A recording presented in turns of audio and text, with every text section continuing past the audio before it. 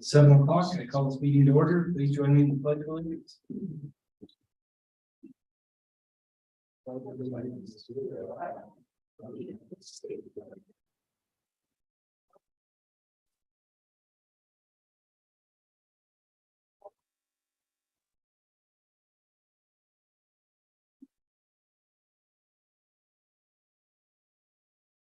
Okay, are there any adjustments or additions to the agenda this evening? Yes, we will strike on under number 3, new business, we will strike A, consider action resulting from executive session for student disciplinary hearing. Again, that's number 3 under new business. Letter A, consider action resulting from executive session for student disciplinary hearing, struck from the agenda. Thank you. We also need to remove the student representative portion. Yes, we can also do that. We'll strike that. Our student representatives had prior commitments this evening and were unable to attend. They plan to join us in the April meeting. Thank you. So with those items removed from the agenda, the next action item is we need to adopt the agenda. Do I have a motion? So moved. Is there a second? Second. All those in favor of adopting the agenda as presented this evening, please signify by saying aye. Aye. All those opposed? Any abstentions? We have an agenda for this evening. Okay, letter C, under information and proposals, school presentation and artwork in the boardroom by Lincoln Elementary. Mr. Chair, members of the board, thank you for giving me the opportunity to be here. Got one more. He's got to get to you yet for a second. Oh, yes, you're good. I was gonna say, You're good. I I interrupted you. You still got it. You're good. Thank you for giving us the opportunity to be here tonight. I have two wonderful ladies here that are gonna present to you this evening, Abby Brew and Rachel Gurney. Thank you again. We appreciate it. Thank you.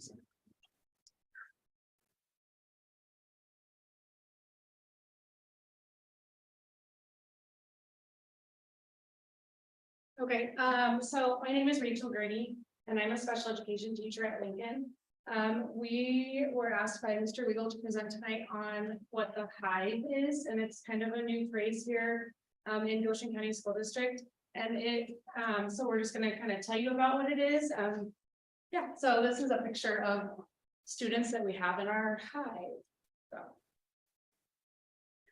So the what and why. Yeah, so our classroom is made up of a very unique group of students. I have been a special education teacher in Goshen County for 14 years, and I've been in the same position.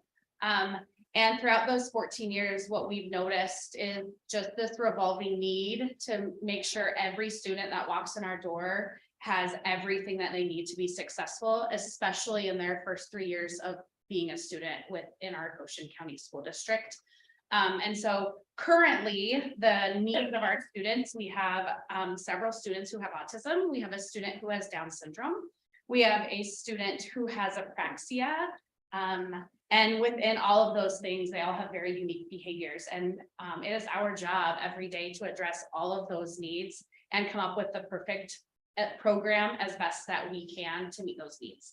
And so we have spent several years trying to adapt various spaces within our school. We don't actually have a classroom. Every year we have to go to whatever classroom is open.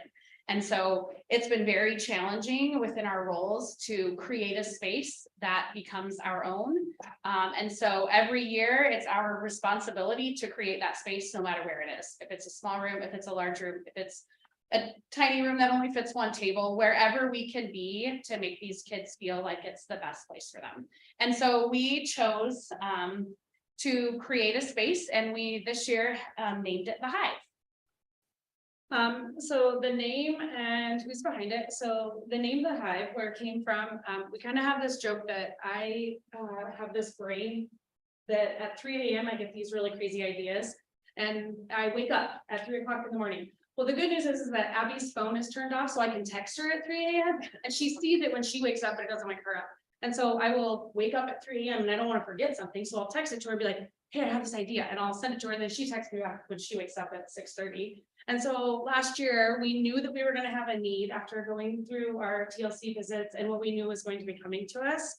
And so we knew that our need was going to grow this year. And so with the kiddos that we had already at Lincoln and the kids we were going to be getting, we knew that we were gonna have more of a need and we were gonna have to create a better space, because that's kind of what it comes down to. But the kids that we have, what we had before was okay, but we knew we weren't really doing the best that we could be doing for them, and we needed to do better. And so I said, hey, we're gonna have this classroom, but we want to get away from this stigma name. We don't want to call it the special education room. We don't want to call it a significant needs room. And so I came with this idea to call it the Hive. And so we joke that there's always lots of buzzing in the room, and there is. Sometimes it can be kind of loud. Sometimes you can hear some screeching down the hallway. It just depends. But we have decorated our room with this bee theme. And so there's always like bees around the room. There's this hexagon shape with like a beehive kind of look to it. So Mrs. Brew and I are the teachers in the room. I'm in there 100% of the time. Mrs. Brew is in and out because she is also our behavior special education teacher at Lincoln. She has a couple of students in the Hive that she is the case manager for, but a lot of her time is still spent with behavior kids. So we have about 6 paras that kind of rotate in and out throughout the day. We have a couple that are in there pretty much the majority of their day, working with students and just kind of flowing in between small groups and all kinds of different things. The learning environment cannot be successful without adequate adult support. And that's really what it just comes down to. There is no way with the kids that we have in that room that I could do it myself, that she could do it herself, or even that we could do it just the 2 of us. We can't do it without our paras. So on any given day, if you were to walk in our room, you would see lots of different types of learning taking place. We are so fortunate that our district believes very strongly in supporting this type of environment. So previously you voted to continue contracts. So we have a couple specialists that come to us from the Front Range. One comes from the Front Range and she's an autism specialist. And then we have a speech pathologist that comes out of Kansas. And we're so lucky to have that knowledge. We take full advantage of those people. They visit our classroom every time that they're here. And usually it's once every couple months. But we also have chosen this year we meet with them every Wednesday during our lunch hour to just make sure that we are continuing to do what's best for all of our kids. We have 4 kids that are nonverbal. We have 5 kids that aren't able to toilet on their own. And so those are also responsibilities that we take on all day long. We are working with a couple students on AAC devices, which have been very exciting. Inclusion in regular education classrooms is also one of our biggest goals. And so one of our students that's nonverbal, he is able to use his AAC device and he participates through that. He's able to raise his hand and use that device to answer questions. He participates in show and tell. He demonstrates his knowledge on assessments all through an AAC device. And so it's been a big challenge. I think our #1 challenge is how we can strengthen communication for those students. We do a lot of our day is one-on-one, but it varies. I mean, we have one kid who's at an errorless teaching, which means he can't get the answer wrong. Like whatever we put in front of him, it's always going to be right because we just need him to interact with something, right? So we're teaching him cause and effect with different toys.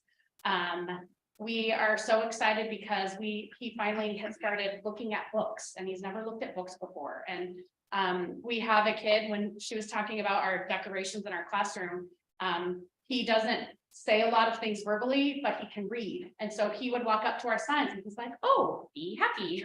So, and he, like he reads all the signs. So we purposely wear shirts with words on it because we know that he'll be submerged in literacy in that way. And so it's always about what we can do and how we can find unique ways of learning. We do have a time during our day that's social skills and it's all through free play. And so we have protocols that we follow with how to teach kids how to play with one another and how to problem solve and how to ask for something when you can't speak. And so that's a very powerful time for our kids. We also have a time that is around lots of different art projects. I think you all received a little bee for Valentine's Day that came from our classroom. And we send home things on a daily basis that they're working on or doing, because we know that's important for parents too. We have communication pages on every kid that goes home every day, because they can't come home and talk to their parents about what they did at school that day. So it's our responsibility to make sure we give them things so that they can see that. And that's very important to us. Inclusion is also very big. So the way we include our kids is also very different based on every child's needs. We're so excited to say though, that all of our kids go to all of their specials with their classmates. They go to all of the recesses with their classmates. They all eat in the lunchroom with their classmates. And then we involve them in any other special activities we have going on. We have a few second graders that are doing some really great things with our basketball teams right now and celebrating March Madness. And so we're able to incorporate them in some of those activities as well. I'm just going to show you guys a couple of videos of working with kids just to kind of get an idea of some things that we do every day. The first one is a kindergarten student that's working on a device.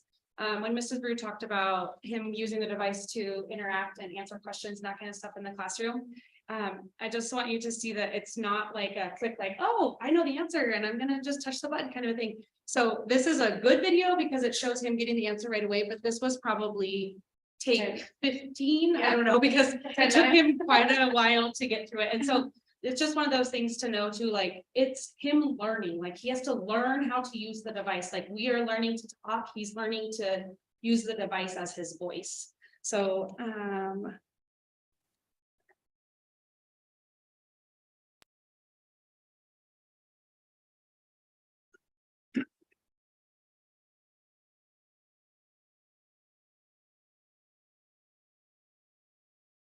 Hands in your lap.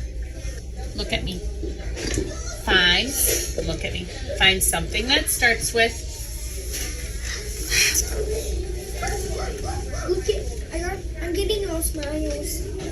Good job. You found. Yes. What sound? Good. Ready? and his happiness, that's him all the time. Yeah, he is happy all the time. The next video. The next video I'm going to show you, this is the student that Ms. Brew was talking about that is reading. So this particular student doesn't really talk a whole lot and doesn't say a lot unless it's on his terms. And so when he is talking, he is reading. So he is extremely smart. But you'll see in the video, he has some times where he is very pressure seeking and he needs moments of his own to be able to express himself and get out to STEM is what it's called, and get out his pressure. And so we have to take a second to take a break and then he can get back and refocus on what he's doing. And so it's a little bit of a longer video, but you're going to see him read a little bit and then have to get some pressure. And then he's going to finish reading and he's going to get his reward at the end that he's been working for. So. Straight edge.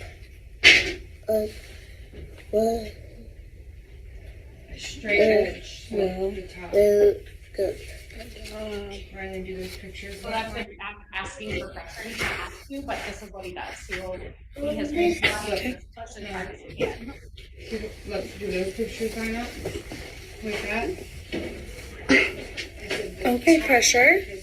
Okay, reading. Straight edge. See how all around the puzzle is straight? But I. Yep. So we know if it has a straight edge, that it's going to be on the edge, right? Because if not, it would need one of these to fit in.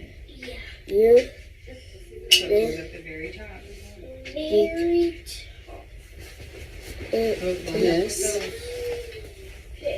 This. I. Riley, that's outside of the puzzle. See, these are the edges. Nine is very good, but then come on. We will Reading. ready. Almost done. It 10. Good job. Last page. Walk the bus up, all up. Good. We the, Here's a corner, The- here's a corner, here's a corner, so where would the fourth corner go? to, corner, But then what? You have one here, you have one The- here, Drop. look, diamond, one, All done. 2, High 3. five. Is that a corner? That's it, that would be the middle of the puzzle. high five, High five. All done. oink, Orange. Yep, working for orange, huh? Orange. District, That's all I was working for, was just that. Okay, and then the.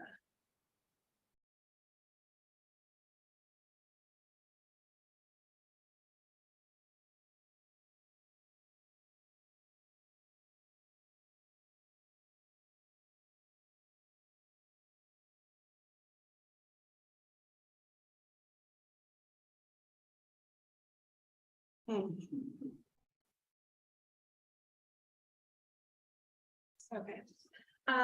One of the big things this year for us is that we really wanted to help these kids with transitions. Transitions are really hard for our students. They have 4 transitions just within this district. That's not even including their transition from TLC to us. Because Lincoln is only a K through 2 school, they transition from Lincoln to Trail, from Trail to the middle school, the middle school to the high school. And a lot of our students will transition from the high school to the Compass Academy.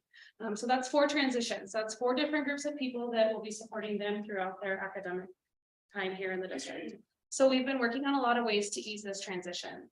We've been doing group outings between Lincoln Trail and the high school. We have gone to the pumpkin patch with those 3 different life skills teachers and paras that support at those schools. So the nice thing is that our students are getting to have interaction time with the teachers and the paras that could possibly be supporting them at some point when they move on to the next school. So it's helping them to get to see them, get to have some interaction with them, get to have some FaceTime before they go to the new school. And it's like, here you go, here's some new people for you to now have to build a relationship and interact with. So our hope is that we're building some of that relationship time with them before they get there, because it is hard for them to have to build relationships. It's extremely hard for our students to build relationships in general, but even more so when they're in a school environment and then there's such high expectations for them. So we've gone to the pumpkin patch. We did art projects at Lincoln around Christmas time, and then we delivered ornaments downtown to businesses. And then we have some other things that we're planning for the springtime and some other events that we're working on.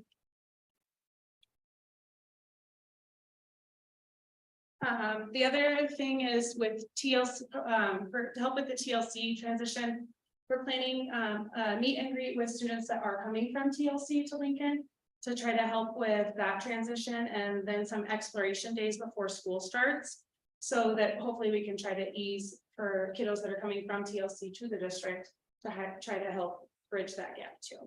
One of the things that we are also working on is creating a better buffet of resources for our parents, because our community doesn't have a lot of that available to them. And so we have tried and started networking with, there's some autism groups out of Cheyenne and out of Scottsbluff.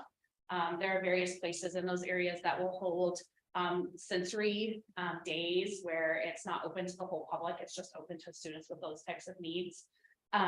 We also have had the specialists that I spoke of earlier, they have done one-on-one sessions with these families when they come. And so those families are sitting down and we're implementing some of these strategies that work at school, also into their homes.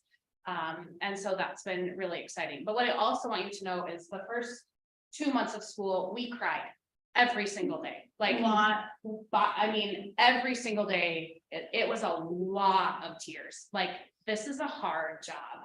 And we're so thankful, Mr. Weigel. I mean, we don't cry anymore, but he still comes and visits us every single day just to check in and make sure we're okay. Because it's a lot, it's hard work. And so what we expect of kids is to show grit emotionally, physically, mentally. We needed that help this year too. And so, and every year is hard, right? But now that we have this program that we have started, and we'll fine tune it every year, but what we know of with visits to our preschool is that this need isn't going away. This is something that we know is going to be here forever, right? And so if we can just continue to work as best we can with the supports that we have, we're building great things for our kids. And one of the things I want to kind of piggyback off that is that this is my 4th year in this district, and I have moved rooms at Lincoln 3 times, and I have been in 3 different positions within special education at Lincoln. I started out doing just interventions, and then last year I started doing interventions and then kind of had a moderate classroom because we had a couple of kids that needed kind of some inclusion and kind of not. And then knowing what this year was going to be, we knew that we had to create this room. There was no option, we just had to. And I said that I would do it. And I promise you, if you had asked me when I was graduating from college, if this is what I was going to do, I probably would have told you were nuts. This is not what I ever thought I would do. And I cried a lot. This was the hardest beginning of the year I've ever had in my life. It's hard, but gosh, these kids are crazy rewarding also. But yeah, so if you ever want to come visit the Hive, I can't promise you might not get stung, but you will also probably laugh at some of the kids who will try to talk to you, and you will have absolutely no idea what they say. But as long as you smile at them and try to give them a hug and aren't scared of them, they'll love you right back. So yeah. See you. Do you guys have any questions for us?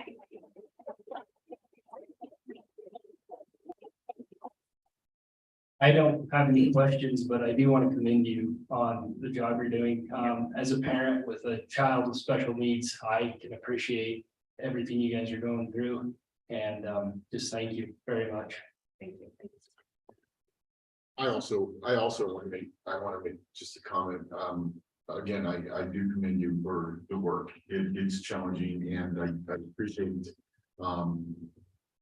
just just everything that you've done for those kids.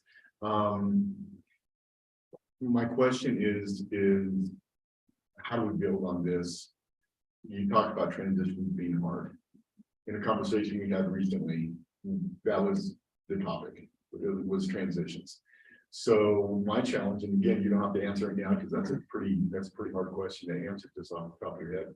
But I'd like for you to give it some thought, because the thing is when you looked at that young man rubbing up against you, needing that deep touch, right?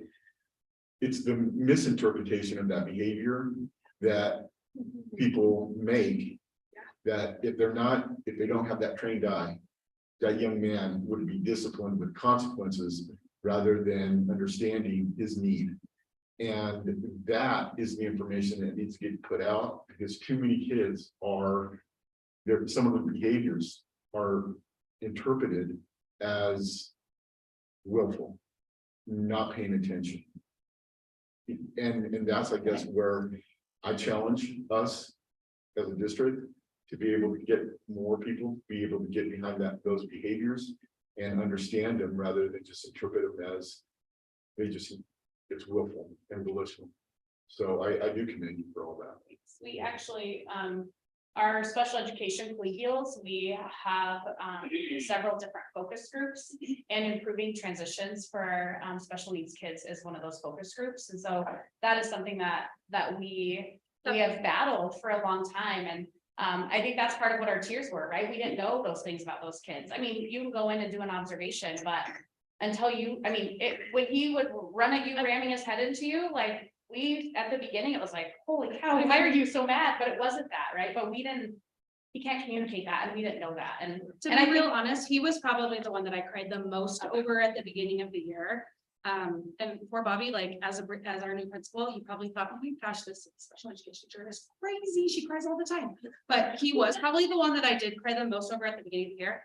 And he is probably the one that I can in the classroom that I understand the best now, because I know what he needs now, because I have spent that much time to get to understand him and know that, like, he's not trying to hurt me. Like you saw, he just needed pressure for a couple of minutes, and then he went right back to reading. Right. And then you could even see him like kind of loving up on me, right? He was just holding himself up against me.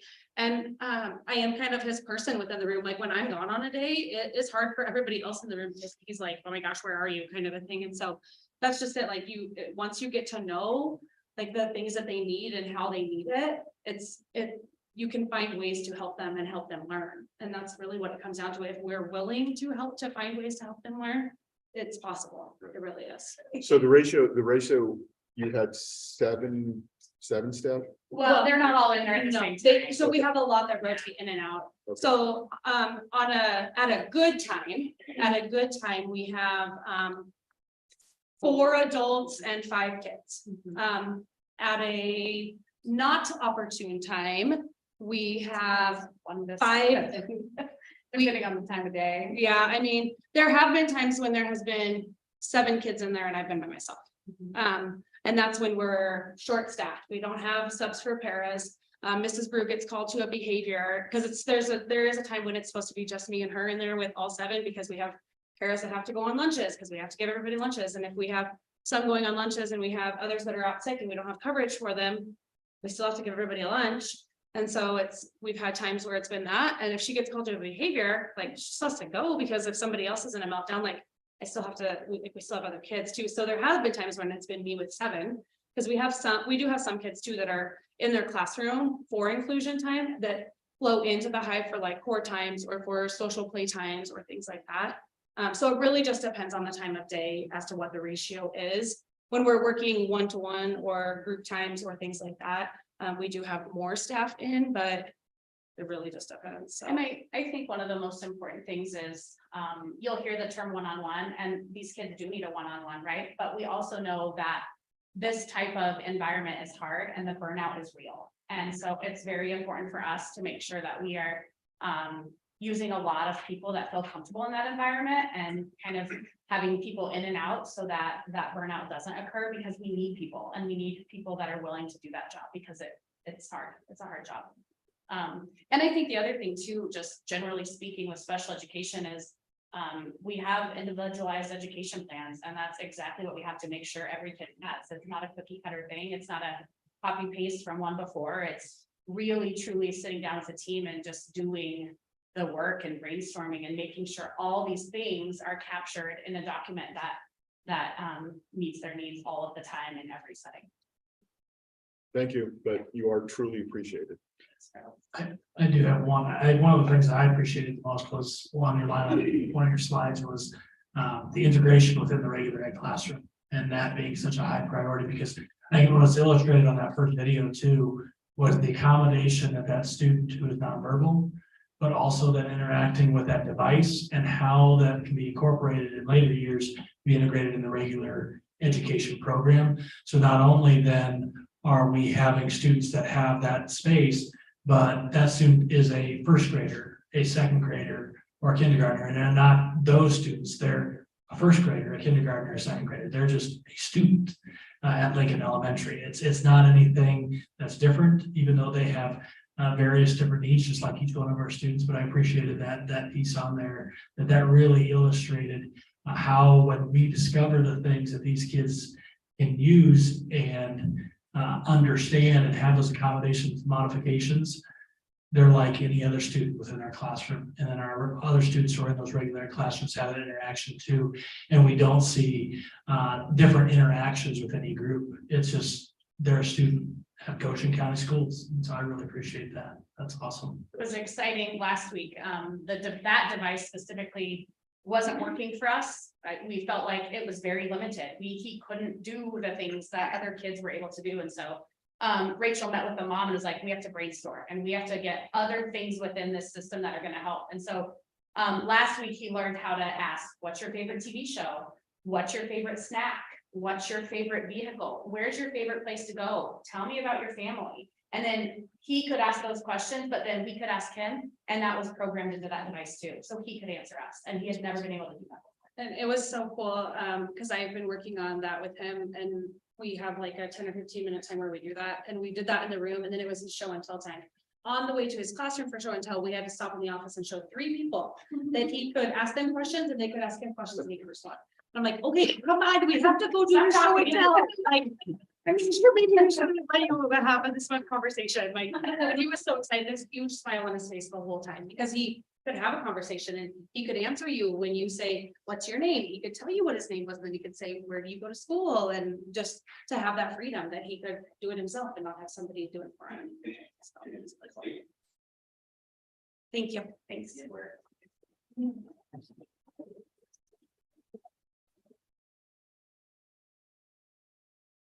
Okay, we will now move down to a presentation on WDE Level Up program by previous district teachers of the year, Abby Brew, Kara Hill, and Aaron Estes. I don't even feel worthy to follow that. Wow. I'm not. That was a student council advisor of the year. You guys were great. Yeah. Okay. Yeah, I think we should share it. Me too. I'm wrong. Don't worry, it's not the whole thing. Okay. Cool.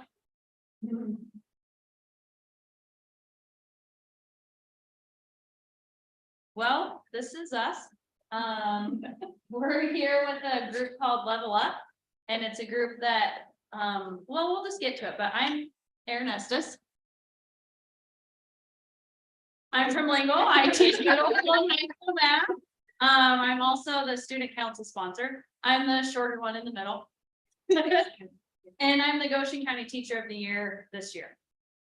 My name is Kara Hill. I'm the Goshen County Teacher of the Year from last year. I'm also at Lingle Fort Laramie and I teach 6th through 12th grade business. And I'm also the affiliate advisor, so that's been the big focus this week is prepping for state this next week. And Abby Brew, special education teacher at Lincoln. I was Goshen County Teacher of the Year in 2021. This is a very detailed summary of what Level Up is. I think through our presentation, you'll kind of get a vibe for what it is that we do, but just to highlight some things. It really is just a network of professionals. We'll talk about kind of who's in the group. We work really hard to solve problems that are happening locally, at the state level, and we'll talk a lot about the networking as well. So I'm not going to read that to you, but you kind of get the gist of it. So within this group at the state level, we have come up with 2 goals that we are focusing on as a cohort. So our number 1 goal this year is what we are calling changing the narrative. And I think what we have noticed in education in the last several years is the narrative about public education is very negative. And we know as educators that there are great things happening. There are great things happening in our classrooms, in our districts, in our state, and that's not talked about, right? Nobody comes into public forum and talks about the good things. And so that is our goal. That is our mission, is to let people know and inform people about the really great things, because we don't talk about that. And so we have a hashtag, but what I know it as is the number sign. Okay. It's hashtag Level Up 307. And so one of our goals as but it's the number sign. Yeah.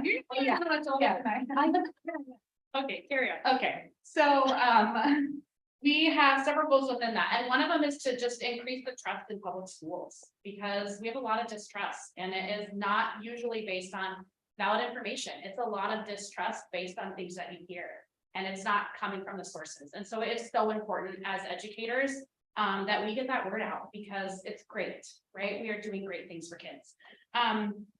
So along that line is also increasing positive communication. And so one of our goals within Level Up is to report on social media about good things that are happening. And we're including that hashtag, right? And so it's becoming, you might want to write this down, hashtag, what is it? Level Up 307.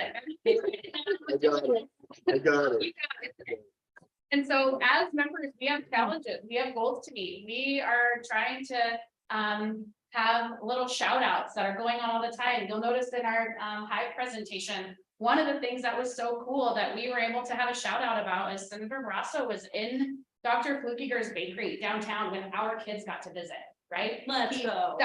He talked to our kids, we got pictures together, but what a cool thing. Like one of our goals is inviting school board members and our local legislators into our classrooms. You have, hold on just a minute, say that one more time. Okay. Inviting We want you in our room. Yes, We want people that are making decisions in our classrooms to see what actually is happening, because it's good stuff. We even have fun sometimes. Everyone's off. Just a little, yeah.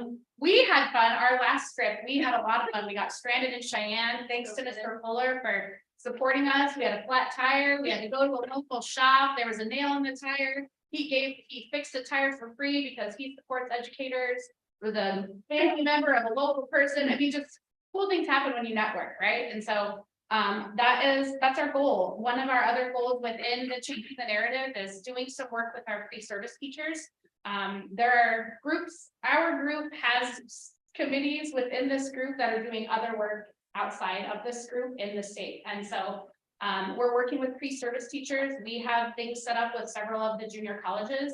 I'm also on a committee with the University of Wyoming that we'll talk about later. And so it's giving those people the support and true knowledge of what's happening at the state level, because I think oftentimes we get stuck in the county that we're in, and we don't realize there are bigger things, and the impact that we can have as educators together is crucial, and it's huge.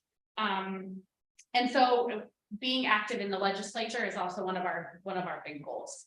And so I think that's good. Yeah, that is good. Okay, cool. All right, so if you would have asked me a few years back if I would have been advocating at the legislature or speaking at the state level, I would have called you crazy, because that was not my thing. I am very much, or used to be, I guess, one of the teachers. I go into my classroom, I get to work with my kids, and that's my happy place. And I don't really make a lot of ruckus or try to take on public speaking events. And now here I am. So I've definitely grown a lot throughout this, and just finding our voice to be able to advocate for education is huge.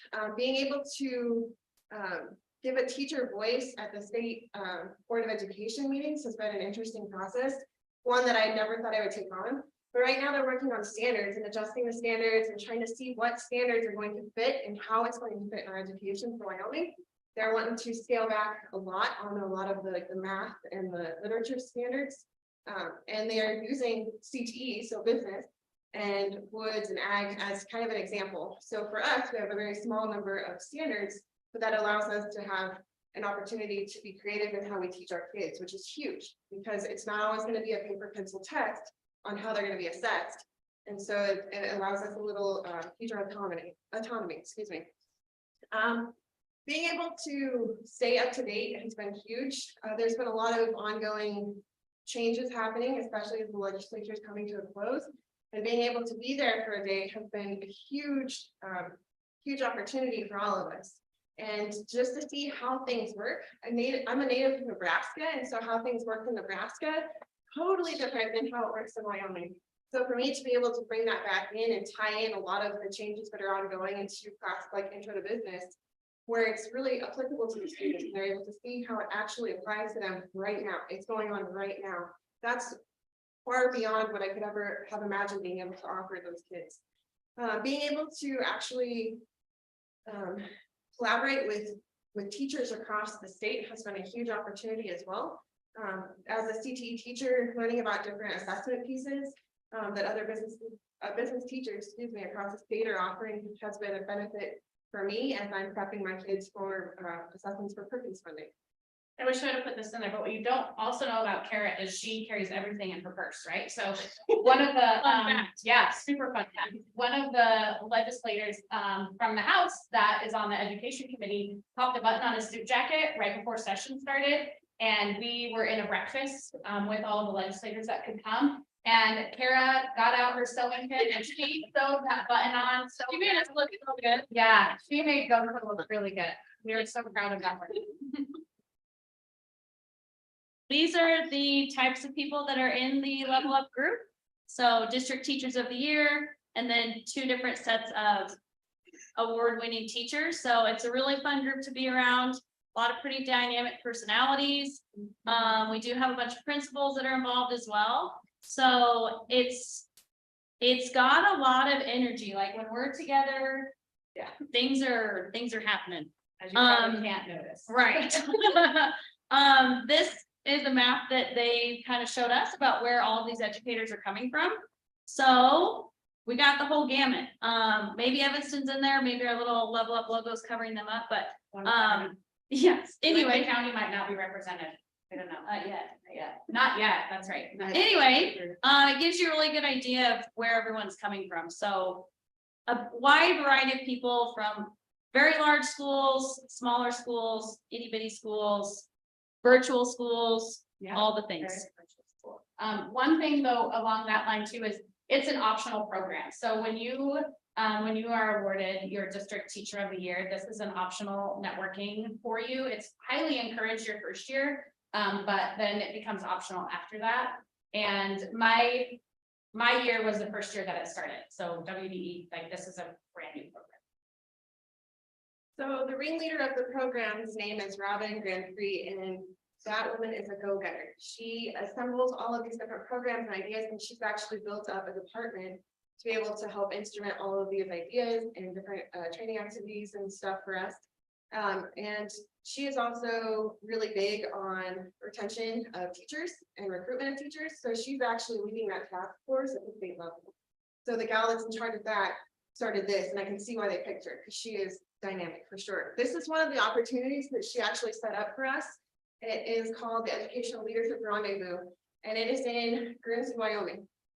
So I was 7 weeks after having our baby, and I talked to my husband, like, there's something I'd really like to do, but the timing, I just don't know. And he said, you've got to go. If you don't go, you're going to regret it. And he was completely right. This was an opportunity for me to kind of push myself outside of my comfort zone.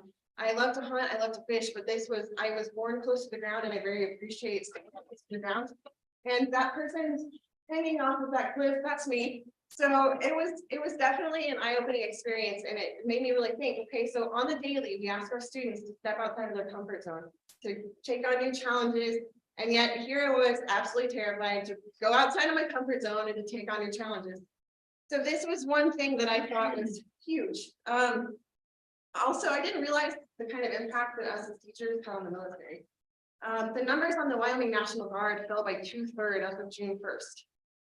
So to me, that was gut-wrenching, because I was raised with, you respect your military, you send them care packages, you take care of those folks because they're serving your country. And we are at an all-time low right now for those that are actually National Guard members for our state. So to me, that was heartbreaking. And just to see that one of the folks that we met there said, you guys realize that you teach the kids how to read and all the math and the science and things, they get assessed on that on their ASVAB, and that determines where they land. And I never really thought about that, and I never really thought about the impact that we were having on the US military. Like that was, to me, it's something that never crossed my mind. Also, they offer more than just protecting and serving our country. They want to be part of our classrooms. They want to offer up materials that we can use to supplement our education for our students. And that was very valuable to learn about as well. This was absolutely physically and mentally grueling, and not just because I was 7 weeks post-baby, but I can honestly say it really kind of reinforced, you got to adapt, you got to overcome, you just got to keep marching forward.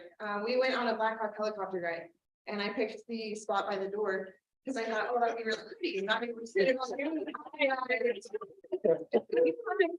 and so it was, we were over the Guernsey Reservoir, and we heard, we're gonna have a little fun, and I thought, okay. Define fun. Going completely sideways, so I went from seeing a beautiful landscape to water, and then we flipped the other way, and I thought nothing but sky, and then they went down like we were gonna crash, and at that point I thought maybe it's not gonna be here.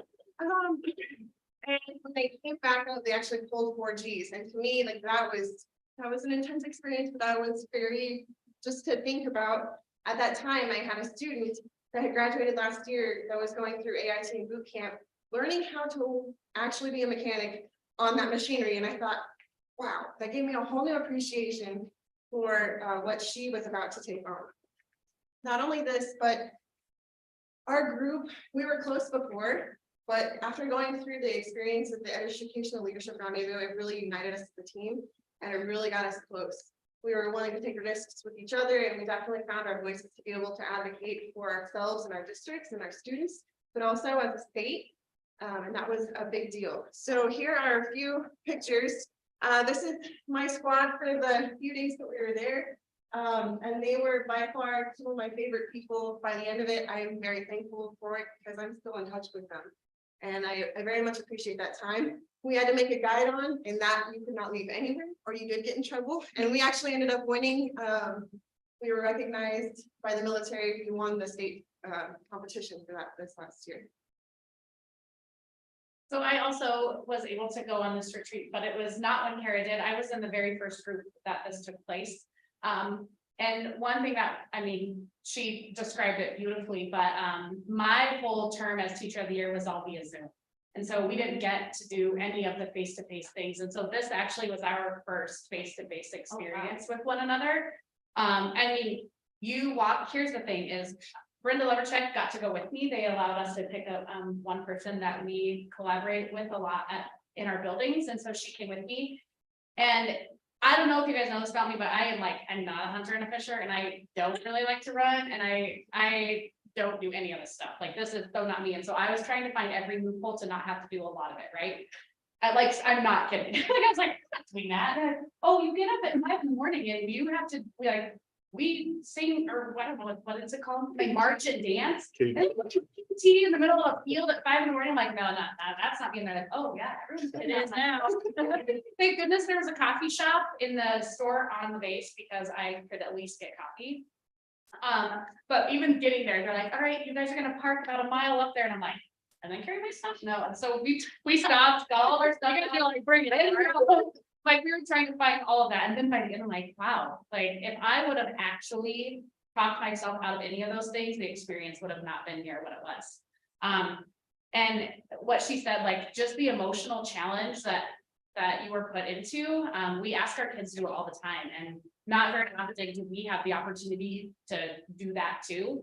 I think the most challenging thing for me, I mean, I'm definitely afraid of heights, so the helicopter ride was really hard for me, but it was incredible. But the most challenging thing for me was actually the paintball situation, because that whole village, it's a whole village made up of old train cars, and they're stacked on top of each other. There's hiding spots. We had to learn how to move like the military moves. We had to learn how to communicate with one another. And it was really hard for me, because what I also learned is, don't be a kind human. Like, don't be kind in that situation, because everybody's out to get you. And I was like, shoot, and then they would shoot me, and I'm like, I have to show you first. I didn't, because I was being kind. And so don't be kind when you're there. But we had to stay in the barracks. Like, there were 8 of us in bunk beds that we'd never met before, right? And I mean, from the get-go, you are put in uncomfortable situation, and you just had to get used to being uncomfortable. And where better do you learn than uncomfortable spaces, right? Like, you're challenged mentally, we were challenged physically. We were challenged within our cohorts, within our groups. I mean, it was a second to none experience for sure. And Erin hasn't got to go yet, so she's getting to go this summer, and so it'll be really exciting for her to be able to share that experience with us too. All right. So this is how Level Up is going to be impacting just the state into its entirety. So recruitment and retention, you want to speak? Yeah, so within this group, there is a cohort that meets that is talking about recruitment and retention, but also this last year, the University of Wyoming developed a mentorship program where 28 educators from across the state were nominated. 200 were nominated, 28 were selected to be part of this mentorship program. I was lucky enough to be selected for this program, and so I am currently part of the University of Wyoming mentorship cohort. We have 3 retreats a year. So we have met in Thermopolis. We were supposed to meet this week in Buffalo, but it got canceled because of weather. And then we will have another retreat coming up in the fall. And so this work is really also around the retention and recruitment of educators across the state. We are doing a lot of things with how do we promote work-life balance, and how do we make sure that those needs are being met. We talked a ton about the social emotional learning of kids, but more importantly of our staff, and what can we do as mentors to support those things across our staff. We got to sit down. There's a company that does personality testing, and we spent hours really getting to know ourselves and what my leadership qualities are, but also what things I really need to work on, and talk about self-reflecting. I mean, they tell you straight, like, I can tell this is the kind of person you are. This is what this would make it hard being on a team. These are the things you need to look at within yourself to impact your team in a greater way. And so in reflecting on yourself, it helps you become a better mentor. At our building, we had 12 new educators in our building this year. We didn't have enough teachers with experience to be one-on-one mentors. We just didn't. And so how can we as groups support those early teachers, and what can we do to make sure they're being taken care of? I mentioned the State Board of Education earlier, but what I didn't mention is that we were actually sought out by the State Board of Education.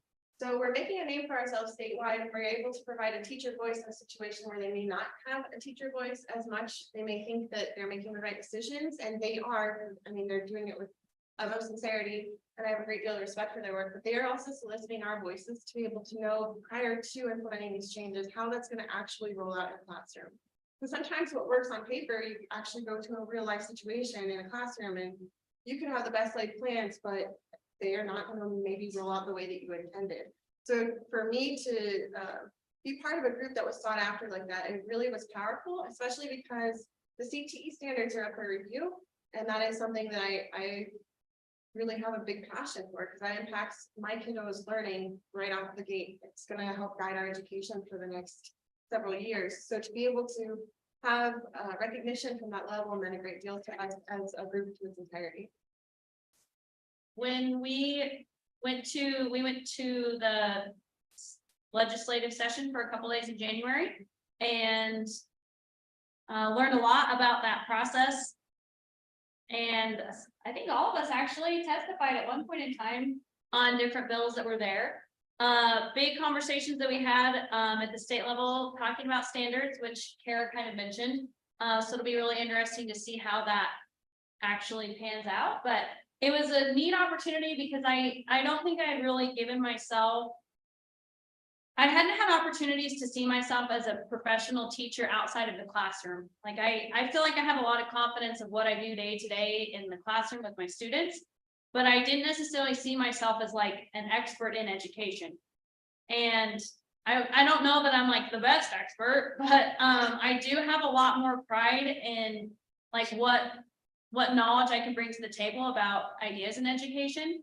And doing this work at the state legislature really, I don't know, I think it just gave me a lot more confidence in teaching as a profession and the work that we do on a daily basis, how it impacts kind of some bigger things. So anything else, sir?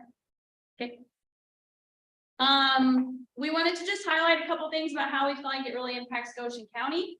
Our mission is to be have our students be college and career ready. So with the partnerships that we do with the military, with the university, those parallels are really strong. One thing, Yeah, go ahead. one thing that's been really cool, even for us, is our jobs. I mean, they both are teachers at LFL, but our jobs specifically never allow us to. I mean, I didn't know these guys as educators at all. Like we never had opportunity, and so even when we were putting this together. With one of our initiatives from a different group that I'm in, I brought to them and I'm like, hey, I need your guys' help. Can you help me brainstorm? And it was not anybody I'd ever reached, I would never have thought to reach out, but because of this, we've had a great time networking with one another, but then just encouraging other educators and the work that's done at the legislative sessions.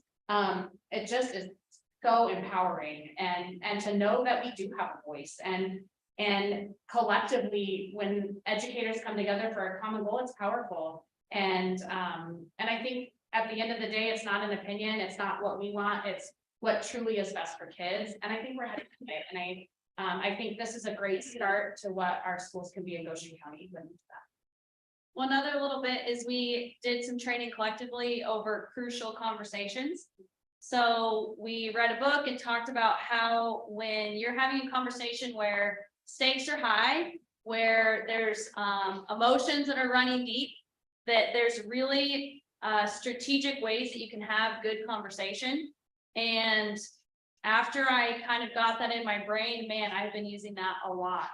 And I'm on the grading policy committee, and I mean, just like in those opening comments that we were making, I felt like the stakes are high. We're talking about something that is incredibly powerful, gonna have a lot of impact on a lot of people. Emotions run deep because you've got parents in there, you've got teachers in there.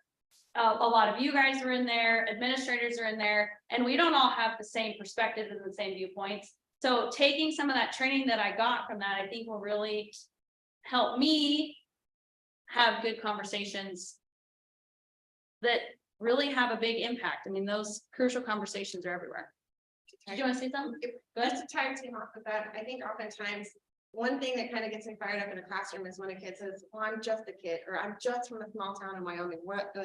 That is one of the big, not really pet peeves, but one of the things I'm like, no, hold up, wait a second, we've got to talk about this right now.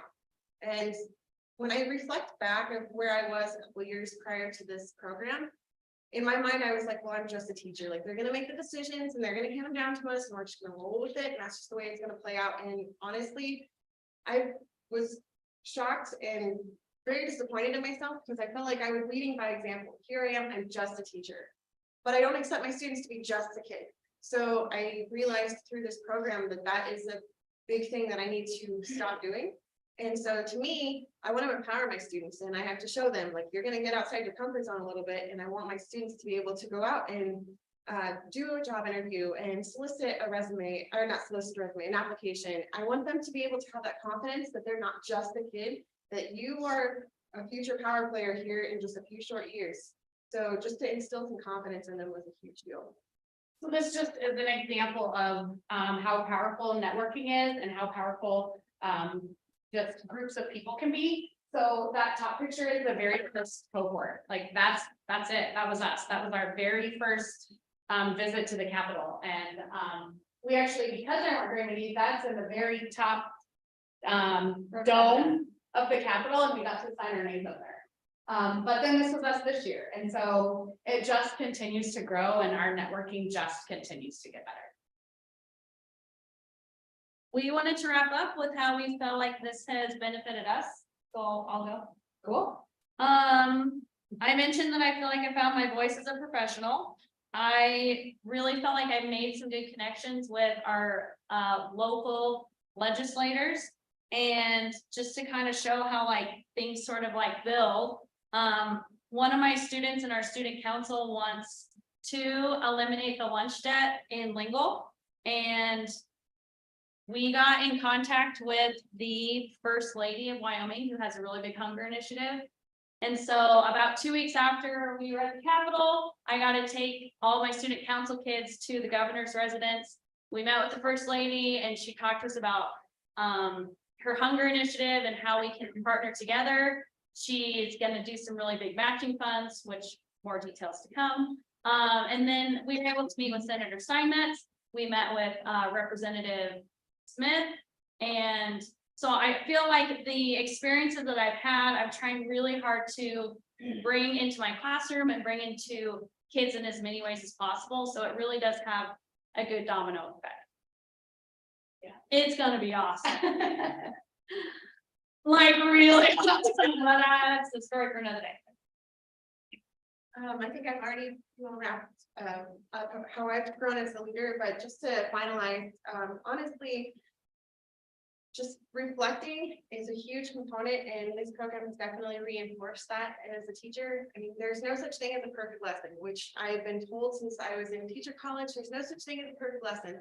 You just got to reflect and get better at it, which even though it was preached to me, that doesn't mean I necessarily implemented it. I thought that I was, and now I look back and I'm like, no, wait a second. Okay, here's how we can do this. Here's how we can make, you know, intro to business, which can be a super dry class, potentially to some, a little bit more juicy for the students where they're tagged in and they're more likely to dig into research. How do you feel about it? What's going to happen? What impacts will it have on our state financially? And just seeing the kids get excited and digging in a little bit, learning more about the state and the process, that to me has been huge. As far as being a leader, I'm more of a facilitator now, where the kids are digging and learning and deciding how they feel about things. It's not my job to teach them how I feel. I want them to be able to be independent thinkers. And so that's been a lot of fun for me, and that's how I've grown as a teacher as well. And I would say a couple things for me. one of my biggest things has just been the ability to network with people in my life jobs across the state. And I have some examples about that in just a second, but also, when you're put in uncomfortable situations, it's really easy to back down and not in a negative way. I'm not talking about negatively, but when you have to challenge yourself and you're surrounded by incredible people that have a common goal, you just rise to the occasion. And when you're in a room full of 60 teachers of the year, like only great things can happen. And so I think for me, it's just knowing that this work is just getting started and that we have a lot of great things to do so. And so I'm excited just about this work continuing. Any questions or comments? Thank you. Thanks. We really cannot emphasize it enough. We want you in our classrooms. It is critical that you guys see the work that is happening in our schools. It doesn't matter which school you go to, which classroom you go to. Obviously, I'd want you to pick mine, but we want to see you in our buildings. So make it happen. I do have a. Go, okay. I do have a comment. I just want to say actually congratulations to all three of you for your accomplishments, but I want to just say, as you guys were actually talking, I just want to say that all the years that I've been on the board, the reliance on information has just been reinforced by you all, because it's very important for us to know that we have great educators out there, and we be listening to you all, because you're the professionals, you're the one that know how the classrooms work, what the trends are. I mean, you are. So I just want to say, you guys are representing Goshen County extremely well, and I'm very proud to actually be part of it. So I give you kudos. You guys are doing a great job. Thanks, Carlos. Thank you. Come visit anytime. You know where the schools are. Thank you.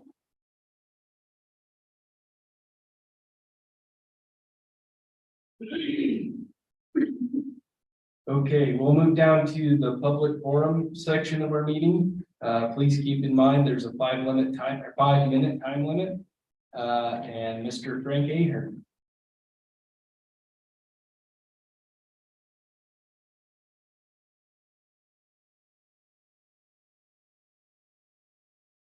I don't think this long. Well, I'll try to speak loud. That's a tough act to follow. I should probably just shut up and sit down now, but anyway.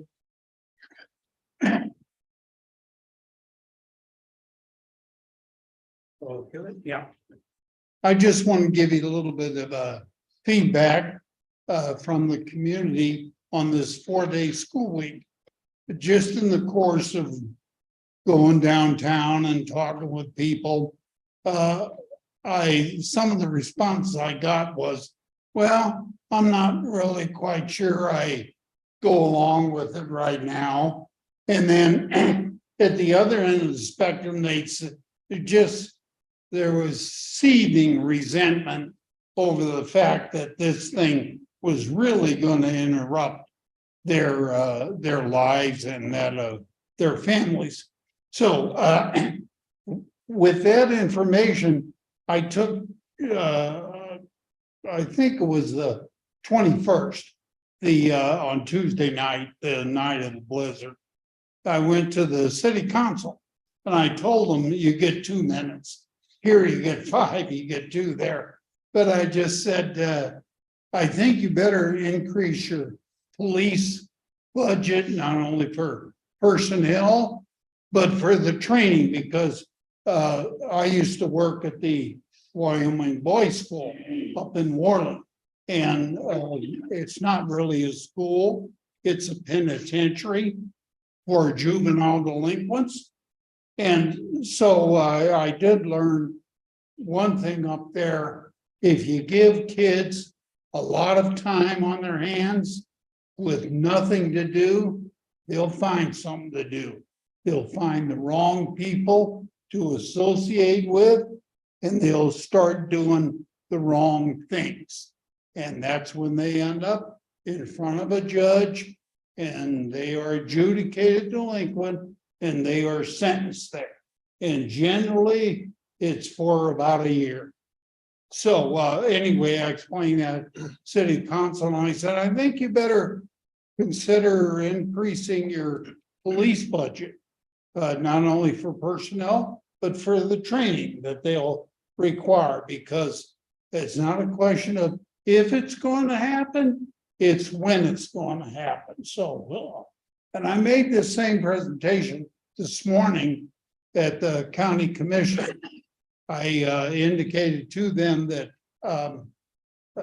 my experience up at the boys' school was such that if you give 1,500, whatever, 1,600 kids a day off, somehow they're going to get in trouble, and you're not going to like what they do. So in addition, I said, you might take a look at your sheriff's budget, the personnel and the training, and also you might take a look at the incarceration facilities, because I think Wyoming law says you cannot incarcerate youth with adults. So that's kind of the bad news that I had. The good news is the basketball tournament over the weekend. The kudos to all the maintenance personnel, the janitor personnel, all of our coaches, the people in the community that got behind it. We had, I think, 8 different cities all the way from Moorcroft to Rawlins. So the tremendous amount of economic impact they had on the community, it was just really nice. And I as I was going through the concession stand, I came to the cash register there, and there's a lady, and she just smiling from ear to ear. And I said, are you a teacher? She said, no, I'm a mother. And she pointed at some of the students working the concession stand. Boy, they were really working hard. So I left there. I spent quite a bit of time over the weekend. Really enjoyed all the athletes were good. We're going to state, incidentally, girls and boys going to state this. Mr. Ahern, I'm gonna let you go a little bit longer because we were working on. That's it. I just want to say that we can be proud. We can be proud of our students. We can be proud of our community. We did a good thing, and I don't know the amount of time that went into the planning of that. Just amazing. It just, everybody did wonderful. So with that, I'll shut up and sit down. Thank you.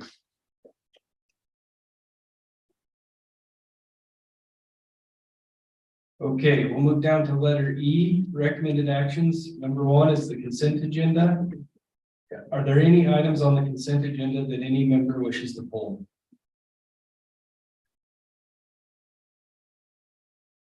Okay, with that, I need a motion to approve the consent agenda as presented. So move. Is there a second? Second. Any discussion? All those in favor of approving the consent agenda as presented, please signify by saying aye. Aye. All those opposed? Any abstentions? And with that, we'll just take a short break. Yeah, I just want to actually point out, just because we are going to take a short break, we do have a member of the Community Healthcare Foundation here. Letter D under consent agenda was accepting a donation to the district from the Community Healthcare Foundation for school purchases of physical education and education equipment in the total amount of $36,296.68. So we want to take a moment and have a picture and a photo opportunity with the board in accepting that check.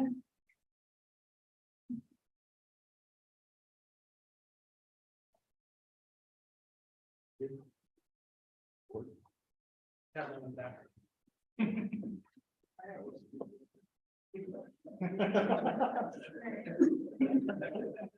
I don't want.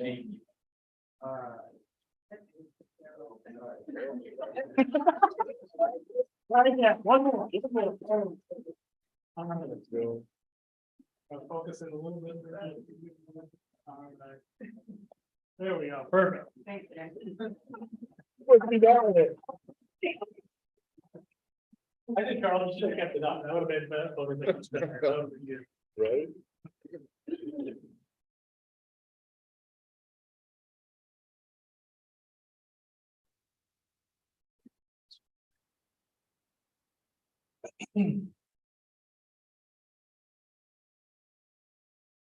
Okay, number 2 is old business. And that is consider approval, or letter A, consider approval of proposed district policy 6120. Temporary virtual education is presented on second and final reading. Do I have a motion? So moved. Is there a second? Second. Any discussion? Okay, all those in favor of approving proposed district policy 6120 temporary virtual education as presented on second final reading, please signify by saying aye. Aye. All those opposed? Any abstentions? Item carries. We will move down to letter 3, new business. B, consider approval of offering administrator contracts for the 2023-2024 school year. Salaries for the next school year will be determined upon completion of spring 23 salary relations. Tyler Florshinger, principal, Jim English, assistant principal, Corey Gilchrist, principal, Tim Williams, principal, Matt Daly, principal, Lindsay Maxey, principal, Trina Nichols, special education director, and Marcy Cates, district business manager. Do I have a motion? I so move. Is there a second? Second. Any discussion? Just remember, salaries will be discussed later. I have names, gentlemen. Okay, all those in favor of offering administrative contracts for the 23-24 school year to Tyler Florshinger, I apologize, Jim English, Corey Gilchrist, Tim Williams, Matt Daly, Lindsay Maxey, Trina Nickel, and Marcy Cates, please signify by saying aye. Aye. All those opposed? Any abstentions? Item carries. Letter C, consider approval of offering a contract for the position of Director of Curriculum and Instruction to Kevin Derby. Do I have a motion? So moved. Is there a second? Second. Any discussion? All those in favor of offering a contract for the position of Curriculum Director or Director of Curriculum and Instruction to Kevin Derby, please signify by saying aye. Aye. All those opposed? Any abstention? Item carries. Letter D, consider approval of offering an elementary teaching contract as presented to Jessica Lassard as an elementary teacher at Trail Elementary for the 23-24 school year, pending teacher certification. Do I have a motion? So move. Is there a second? Second. Any discussion? All those in favor of offering an elementary teaching contract to Jessica Lassard for the 23-24 school year at Trail Elementary, pending teacher certification, please signify by saying aye. Aye. All those opposed? Any abstentions? Item carries. Letter E, consider approval of offering a science teaching contract as presented. Okay, just a second. Gotta find it.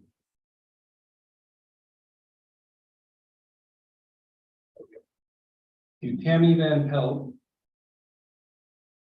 for the science teacher at TMS, please, or do I have a motion? So moved. Is there a second? Second. Any discussion? Okay. All those in favor of offering a science teaching contract to Tammy Van Pelt for Torrington Middle School science teacher, please signify by saying aye. Aye. All those opposed? Any abstentions? Item carries. Letter F, consider approval of the 2023-2024 school year calendar as presented. Board members serving on the calendar committee were Matthew Cushman and Justin Hurley. Do I have a motion? Is there a second? Second. Any discussion? Okay. All those in favor of approving the 23-24 school year calendar as presented, please signify by saying aye. Aye. All those opposed? Any abstentions? Item carries. Letter G, consider approval of amendment to special education contract with Tiny Eye Therapy Services. The recommendation is to approve the amendment to the current 2022-23 Tiny Eye Therapy Services contract for the 22-23 school year for an additional $571 or 571.43 hours of student speech services at the rate of $70 per hour for an additional $40,000.10 through May 26, 2023. This is funded through the general fund reimbursable special education. Do I have a motion? Is there a second? Second. Any discussion? All those in favor of approving the amendment to the special education contract with Tiny Eye Therapy Services in the amount of $40,000.10, please signify by saying aye. Aye. All those opposed? Any abstentions? Item carries. Letter H, consider approval of amendment to special education contract with St. Joseph's Children's Home. The recommendation is to approve the amendment to the current contract with St. Joseph's Children's Home for student number 2832 in the additional amount of $45,195 for board educational services, care, and treatment not to exceed $123,771.36 through June 30th, 2023. This is funded through general fund reimbursable special education. Do I have a motion? I so move. Is there a second? Second. Any discussion? Okay, all those in favor of approving the amendment to special education contract with St. Joseph's Children's Home with an additional amount of $45,195, but not to exceed $123,771.36, please signify by saying aye. Aye. All those opposed? Any abstentions? Aye. Item carries. Letter I, consider approval of purchase exceeding $5,000. The recommendation is to approve the purchase of 9 sets of cabinets for Torrington High School classrooms from Torrington Office Supply in the total amount of $15,840. Do I have a motion? So move. Is there a second? Any discussion? All those in favor of approving the purchase of 9 sets of cabinets for Torrington High School classrooms from Torrington Office Supply and the total amount of $15,840, please signify by saying aye. Aye. All those opposed?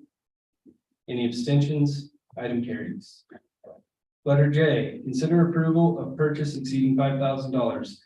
Approve the purchase of emergency connectivity equipment and installation of for Wi-Fi access on district school buses and 2 portable units from KG in the total amount of $228,623.72. This is funded through the ECF grant as presented in the consent agenda. Do I have a motion?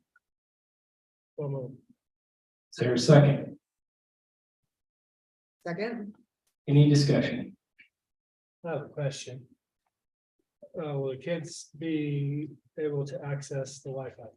That's correct. That actually is the purpose for having them have the Wi-Fi, is so it's part of a homework grant also, and then also when we have activities that will be able to connect to their devices while they're on trips, whether they're on the bus route or on any activity trips, and they can connect to that Wi-Fi. That'll be a good thing because Our kids have about a 45-minute bus ride home with zero service, zero anything. I don't know if it's good, but they'll like it. Yeah, it will be beneficial too, and one of the pieces of it is to have that connectivity in regards to completing homework, all those activities, to make those minutes that are now in some cases not necessarily able to connect, especially in Wyoming, to that Wi-Fi system. Brian, it probably does still depend, I'm sure, we'll kind of learn a lot more about it and what connectivity is around there, but did they share anything in relation to what that could be like in some of our more rural areas?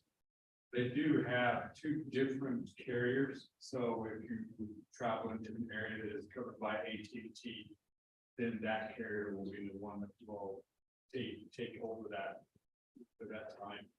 So Verizon is the other one because that's the two major carriers within the state. Which I think is pretty good coverage. So real quick, well, this, I'm assuming will be beneficial in like an emergency situation or something like that. Yeah, a lot of different benefits, including emergency situations, that we still have the availability of the tracking of the buses and all of those things that are already before this, but there also would be the availability of more communication. And I know too, one of the things, even when students are on activities, how quickly their battery life goes when they're utilizing cellular service as opposed to Wi-Fi, and the extension of that, because I know a lot of kids, when they're returning, it's difficult to contact home when they're coming home, and to let them know when the bus will be arriving and those type of things. So we'll have a lot of opportunities there too. So then this is for all buses? Brian, Yes, 66 school buses. And then the two portable ones would be for like Suburbans and other things that transport the students. So then what happens when we purchase new buses? When you purchase new ones. Yeah, well, that, all You can that, take those out and. all that, just transfer. Yeah. Okay. And it will be professionally installed. This covers that as well. This is like a 3-year contract? Is that how it works? is there a contract with that, Brian? There's supposed to be 18 months of coverage that they will give us initially. Or so they say, they expect it to be continued. But that's not for sure. So we have 18 months where the coverage will be complete. So after that, we'll have to decide if it was like there are buses that have short routes, you might remove from those buses and leave them on the athletic buses. It just depends on if they would cover it. And it sounds like it's going to be covered through the EVIC funding. So that would be part of that as well. We haven't applied for that. Any other discussion? Okay. All those in favor of approving the purchase of installing connectivity equipment for Wi-Fi access to all district school buses and 2 portable units from KG in the total amount of $228,623.72, please signify by saying aye. Aye. All those opposed? Any abstentions? Item carries. Letter K, consider approval of purchase exceeding $5,000. Approve the purchase of a bovine fetal model and AI simulator and butcher cut models for pork and beef for the Lingle-Fort Laramie High School Ag program from Reality Works in the total amount of $13,795. This is funded through the Perkins Fund. Do I have a motion? So moved. Is there a second? Second. Any discussion? All those in favor of approving the purchase of bovine fetal model and AI simulator and butcher cut models for pork and beef for Lingle-Fort Laramie High School Ag program from Reality Works in the total amount of $13,795, please signify by saying aye. Aye. All those opposed? Any abstentions? Item carries. Letter L, consider approval of contracting for district tree spraying. The recommendation is to approve contracting with Long's Tree Spraying for District 2023 tree spraying in the total amount of $11,927. This is funded through the general fund. Do I have a motion? So moved. Is there a second? Second. Any discussion? All those in favor of contracting with Long's Tree Spraying for district tree spraying for the 23 tree spraying in the total amount of $11,927, please signify by saying aye. Aye. All those opposed? Any abstentions? Item carries. Letter M, consider approval of new high school courses and 7th grade math curriculum for the 2023-2024 school year. Board members serving on the Curriculum Coordinating Council are Sarah Chairs and Chris Alexander. The recommendation is to see the memo for specific information and approve adopting Eureka 2 Math program for the 7th grade and new courses for high school credit as follows: Computer Science Principles 2, Drones, Morphology, Board of Trustees, Student Representatives, Geometry in Construction, Fitness, Women's Weightlifting, Beginner Weightlifting, Advanced Weightlifting, and Strength and Conditioning. Do I have a motion? So moved. Is there a second? Second. Any discussion? I have one concern.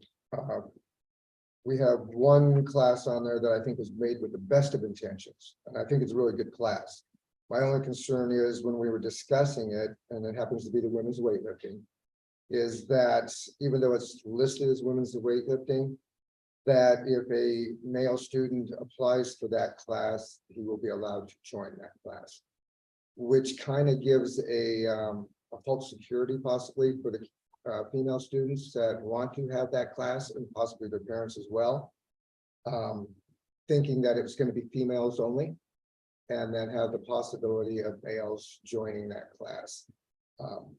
If we're going to have males be able to join it, we already have co-ed weightlifting. So, and then if we have a male joining the women's weightlifting, they get to use the dressing rooms too, that the females use. It's just something that is kind of conflicting there because it says women's weightlifting only. Mr. Chairman. Yes. I don't think there's any discussion or anything relating to using a locker room. I don't think that says or was anywhere even discussed in committee or anywhere. And why that would be part of the discussion relating to this topic, I'm uncertain. They change when they lift weights usually. It says women's weightlifting, but we're going to allow males to enter it. I'm asking a question. There was a concern, and that's why I asked. I guess I missed the question. There was a concern, and I was wondering if we should have that class, since it is not a women's weightlifting, it will allow males to join it as well. Maybe we should change the name of it, or just forget it, since it's not going to be women only. And that may well be the case. That is up to the board in relation to what I was just speaking to, the locker room usage. Well, because it says women's and we're going to allow male, they change at weightlifting or whatever. I don't know. That's where we have a male locker room and a female. This says women's weightlifting, so. And that's the course name. I just wanted to add real quick, this was obviously my first time sitting in on this council, and I thought it was very interesting how classes are proposed. So staff comes with recommendations for classes that they think would be beneficial to our students. They have to fill out a big old sheet with all kinds of information. And it comes to the committee, who then looks over it, discusses it pretty in depth, all of these different courses. And something I think that is interesting as well is us approving these means they're added to the catalog. It doesn't necessarily mean that they will be implemented right away. It depends on staffing, scheduling issues, but they are part of the district-wide catalog, so all of our schools could potentially access these classes in the future. It was a fantastic committee to be a part of. Thank you. Any other discussion?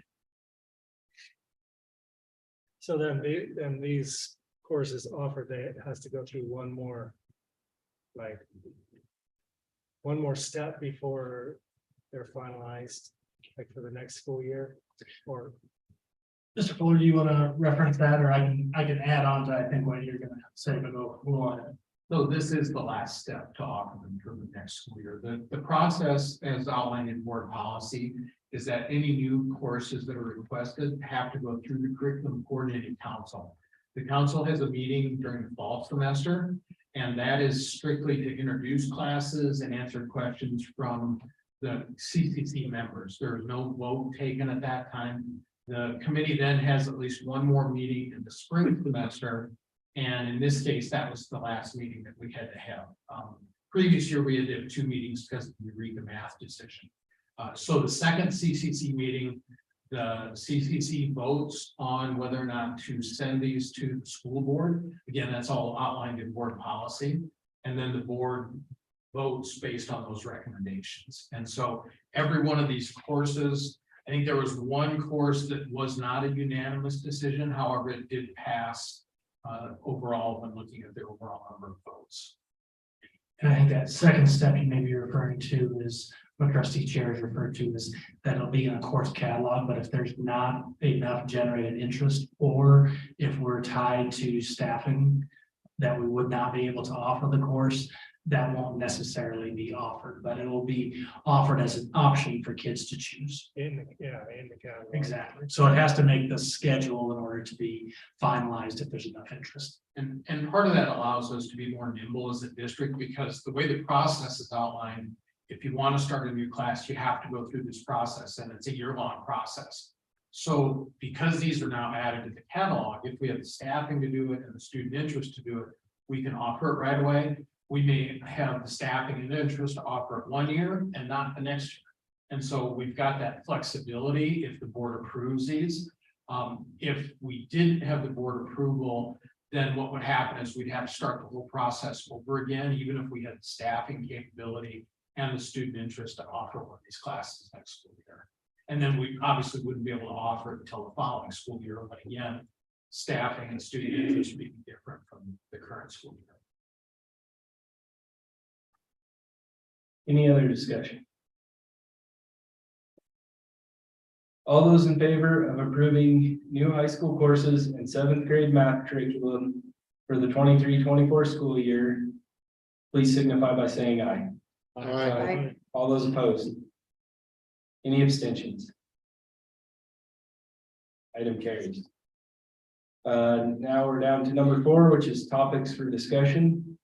This is a time for board members to seek input from each other on timely topics. I'm going to the restroom.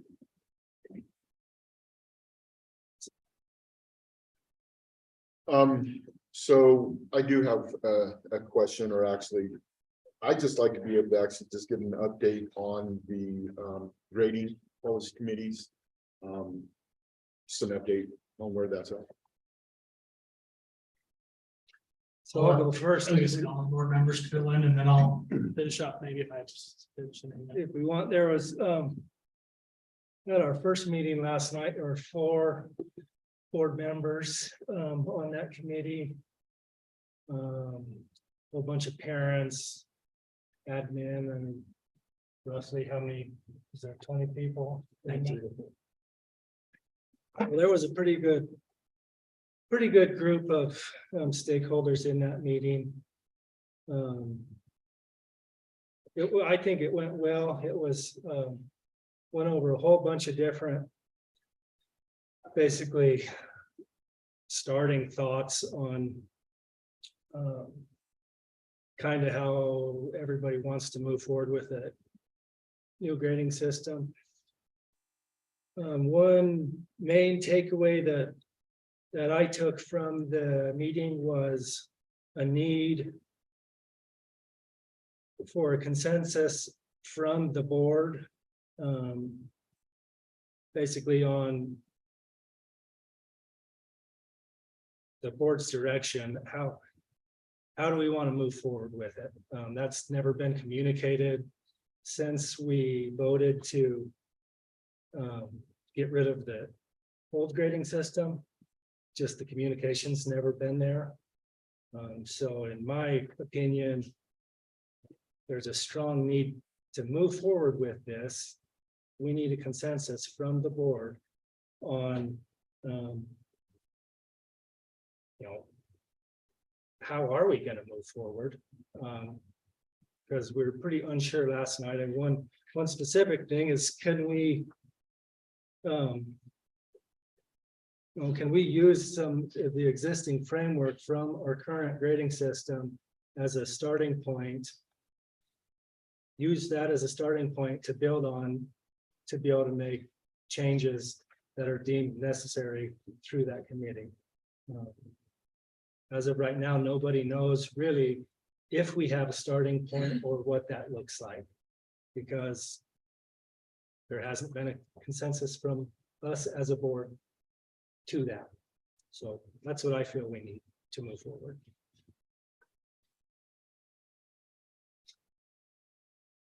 Mr. Chairman, very good meeting last night. A lot of things were spoken about and brought out. Obviously, it was the introductory meeting. Some good points were brought up and different concerns from especially some of the parents as to what we're involved with now. I as well took the consensus from the group, from the committee, that instead of starting from ground zero with a limited amount of time, put this in place, that we use some of the framework from our former policy.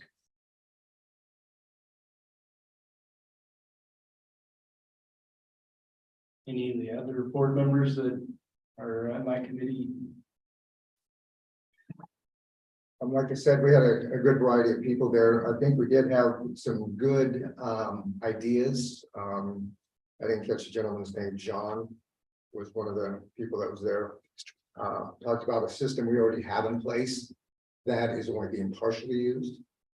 As far as getting percentages and stuff out, they're only using it for one grade rather than being able to use it for all the grades, and doing it, saving the teachers a lot of work on averaging the grades out there, because they use it in the college that where he was working, and he just put the grades in and it took care of all the averaging.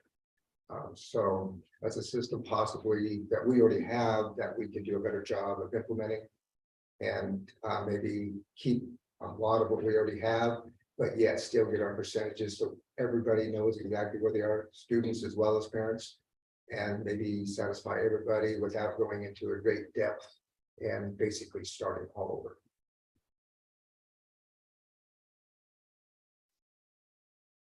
Agreed. It was a very good meeting, good ideas. And it's not going to be the earth shattering waiting till August, because there are computer programs that were discussed, like Chris was saying, that work very well. And so you're getting the most urgent part of it out that you're getting is the parents can see where the students are weekly or an instant if there's a problem. And I thought that was very important. It was a good discussion. Wasn't good. Any other topics that any board member wishes to discuss? I just want to make sure I ask clarifying questions if I can, Mr. Chair. So what I'm taking, and this would be for any other board members, because I need to take this information back to that committee. That I'm understanding that through some head nods and things, there was consensus. And I'm just gonna use the framework from the former policy and build upon that. But not necessarily start from ground one. I just want to make sure that I'm not leading this committee in a wrong direction. As we kind of get a chance, we're going to be meeting March 21st. And so that was one of the main components that they wanted and needed to know for their work coming up there. Is so we take a look, we take what we have more conversation centered around that and adapt that currently to those. Is that what I'm hearing through consensus? I believe so. Okay. Yeah, right. All right. Thank you. Okay, any other topics board members wish to discuss? Just real quick, the WSBA is offering a new board member training online. It's Thursdays at noon. I'm currently participating in it. They've done 2 sessions so far, and I think they have 3 to 5 more. But it is fantastic information. They're all recorded on Zoom. You can go back and watch them. It's great networking across the state, and the reps from the WSBA are full of really good information. I would recommend everyone looking into it if you have a little bit of free time. And if you need any assistance on how to access those recordings, if it doesn't work for you on Zoom, Mr. Foster or I'd be glad to kind of show you and walk you through those, because trustee Chairs is exactly correct. They are very good. I haven't had a chance to sit through, I went through the first one, and that was very interesting, but networking opportunities for you as board members. So when you get to a situation where you can also reach out to somebody across the state that may have that same existing concern or problem is invaluable. Okay, anything else? All right.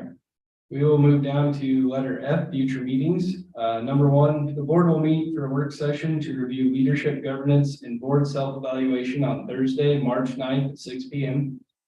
The next regular board meeting will be on Tuesday, April 4th, 2023. And we will have a work session on April 13th for salary relations. Would you guys care to expand on that just a little bit?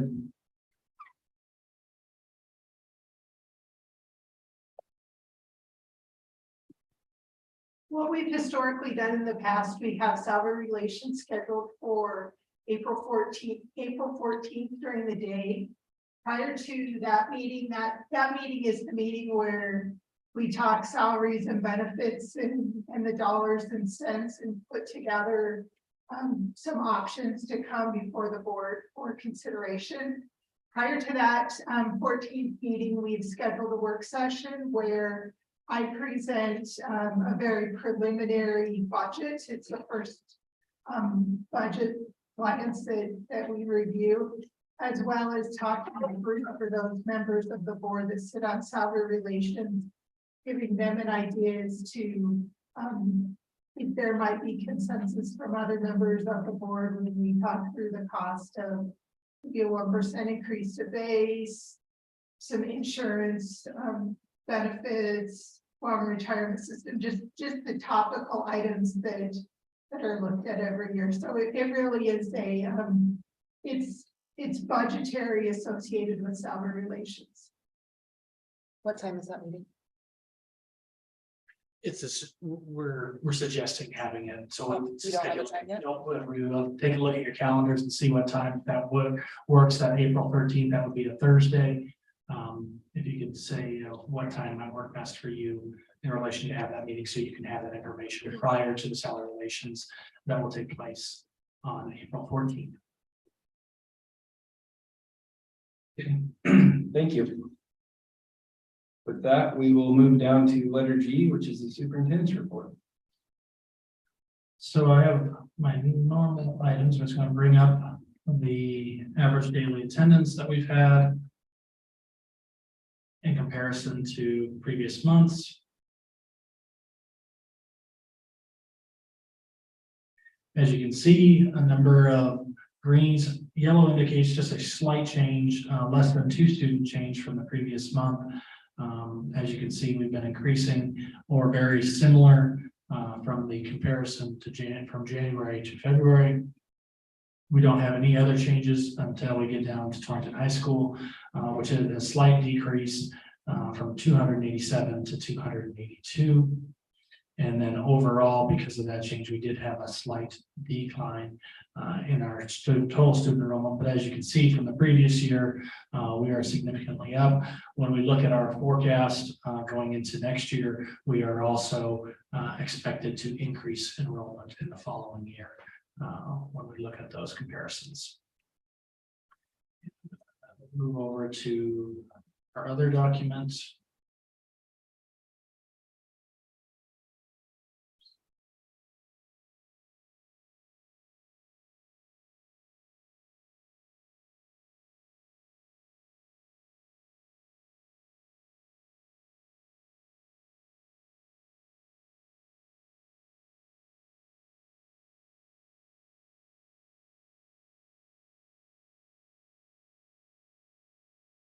And this one is the staff changes that we currently have. As you can see right now, we have a number of vacancies that are still available.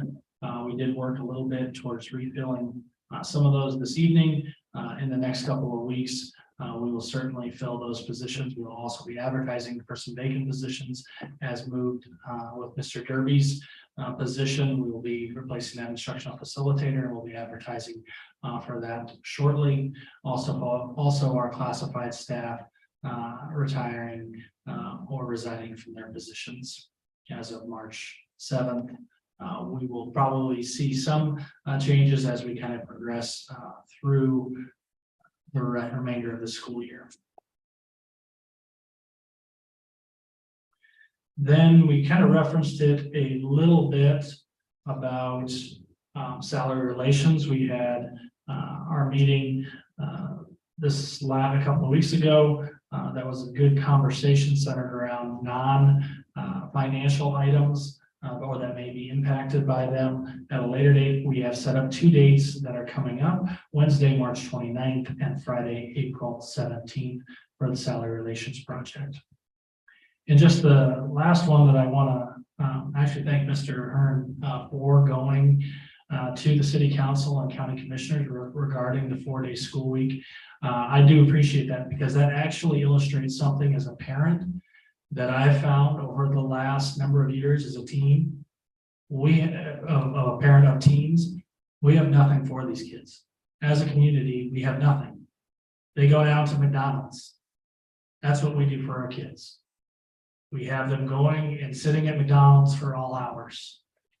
We as a community, and I'm so glad I referenced Mr. Hearn's statement, the city council, and bringing to the city council and county commissioners' attention to the fact that we have to do better as a community to have kids engaged in other activities other than sports and some of the school related ones. We as a community have to figure out ways to engage our kids in some of these activities that are conducive to them being good quality citizens. I know there's been conversations around community centers in the past, activities or rec centers and things. That's where attention needs to go as a community. That's what we need to do for our kids, because right now there is truly nothing for them to engage in. And how do we work all together by bringing in city council, county commissioners? Because I dare to bet before Mr. Hearn's statement to them that they talked about our youth recently in regards to engaging activities. So I appreciate that. And that's all I have for this evening.